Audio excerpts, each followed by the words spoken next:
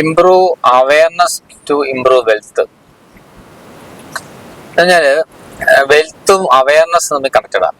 അപ്പൊ നിങ്ങൾക്ക് സാമ്പത്തികമായിട്ട് നിങ്ങൾക്ക് മാറ്റം വരണം എന്നുണ്ടെങ്കിൽ നിങ്ങളുടെ അവയർനെസ് കൂട്ടണം, അവബോധം. ഞാൻ ഒരു എക്സാമ്പിൾ പറഞ്ഞാൽ മനസ്സിലാവും.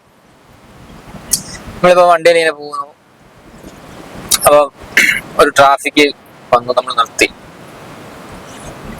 അപ്പം ഒരു ഓട്ടോറിക്ഷക്കാരൻ ഏതാ ചെയ്യുന്നതെന്ന് ചോദിച്ചു കഴിഞ്ഞാല് അതിനകത്തൂടെ തിരികെ കയറ്റിക്കൊണ്ടുവരും. അപ്പം നമ്മളിങ്ങനെ മുന്നോട്ട് പോകേണ്ട സമയത്തും അയാള് നമുക്കൊരു സ്പേസ് തരാതിരിക്കും. എപ്പോഴും ശ്രദ്ധിച്ചാൽ മതി.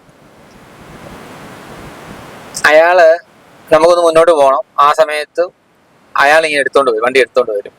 ഒരു ഡിസിപ്ലിൻ ഉള്ള മിക്കവാറും അവർ ഫോളോ ചെയ്യത്തില്ല. അതേസമയം ഒരു പ്രീമിയം വണ്ടിയാന്ന് വിചാരിക്കുക, ഒരു ബെൻസാന്ന് ഉദ്ദേശം നിങ്ങൾ വിചാരിക്കുക, അവയോടെ വണ്ടി നിർത്തിയിട്ട് നമുക്ക് പോകാനുള്ളൊരു ഗ്യാപ്പ് തരും. ഇത് അവയർനെസിന്റെ വ്യത്യാസമാണ്.